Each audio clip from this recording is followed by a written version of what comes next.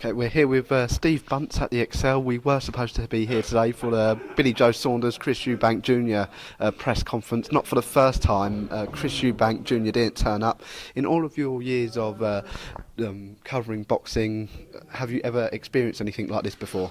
No, once or twice when fighters have been kept apart. There was a fight in Las Vegas where the press conferences were held in separate hotels because there was all sorts of gang rivalry back in their hometowns, and David Haye once famously showed up at the O2 very late and stayed in the lobby. So there was a press conference with Enzo Maccarinelli upstairs, David Haye downstairs. I've had several press conferences where people haven't arrived and it turns out that they've pulled out of the fight, but never one with a set of flimsy excuses like we've heard here today from Frank Warren's mouth and from Billy Joe's mouth. Quite frightening, basic rubbish comments. Is very, very disappointed in Eubank.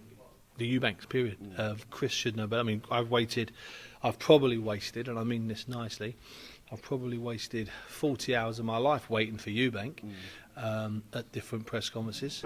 Probably close second to that of Audley Harrison. I probably wasted 25 hours of my life waiting for, 40 hours, 25 hours waiting for Audley Harrison. But it just seems to me that they had no intention of ever coming, and you have to feel for Billy up at 4 o'clock in the morning to make sure to guarantee the flight. Bizarre.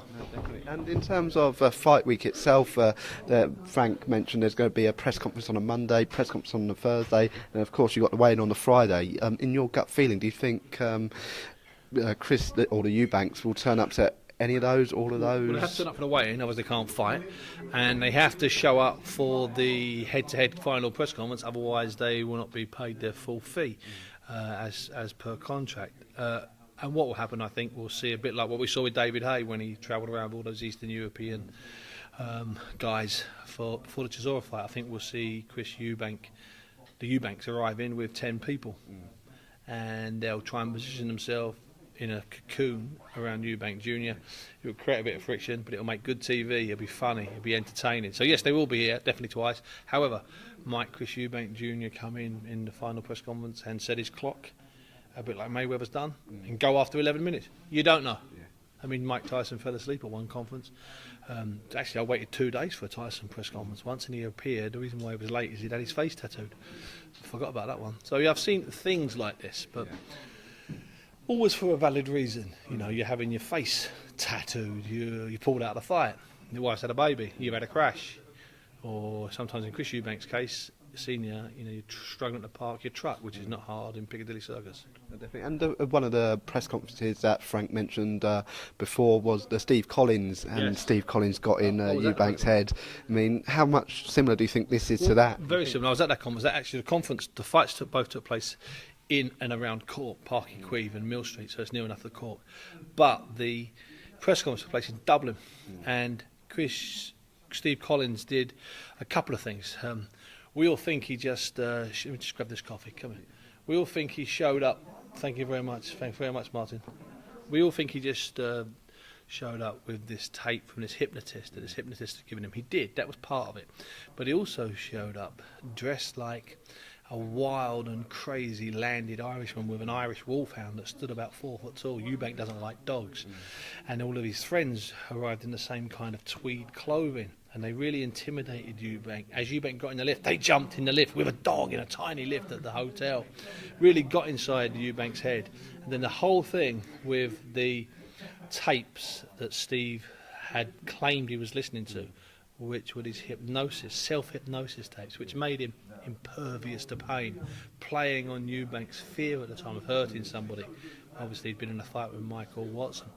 And it all played on Eubank's mind until we got to Mill Street, and Eubank hid himself not only in his room, in his cupboard, and really didn't want the fight. So I think Frank Warren is right. I think there is an element of that. I don't think that's the sole reason he didn't get here, but I think that's another little reason, another good reason for not getting there. And in terms of the fight itself, how do you see it going? Both unbeaten fighters. It's Billy Joe who holds all the titles. Eubank fought just recently. How do you see fight night going itself? We'll find out in the first round whether Eubank can close the gap and whether Billy can avoid him. If Billy can avoid him, then it's an easy fight. If he can't avoid him, it's a hard fight. It's going to lot depends on that first round. I'd be stunned if it was an easy fight. Oh, definitely. And in terms of Frank was out in Las Vegas last week. It's confirmed that the winner of this will fight the winner of Andy Lee Kolarov. Do you think both of them are ready for that world title fight, or do you reckon Billy's more ready than Chris Eubank Jr. will be? Ready. I mean, he's done 5 or 6 12-rounders in the last 18 months or so. So he's done the 12-rounders. He's got the experience. One of the guys he stopped has already fought for a world title in Gerard Fletcher. But Eubank will be ready. If he were to beat Billy Joe, then he's ready. It's as simple as that. You can't say that Billy Joe's ready, but Eubank isn't. If Eubank beats him. Definitely. And that Andy Lee bout, how do you see that one going out in Vegas? I'm hoping that Andy Lee knows too much. I just think Korobov might have a bit of momentum, unfortunately. And in terms of the 29th of November, great card, lots of great British domestic fights.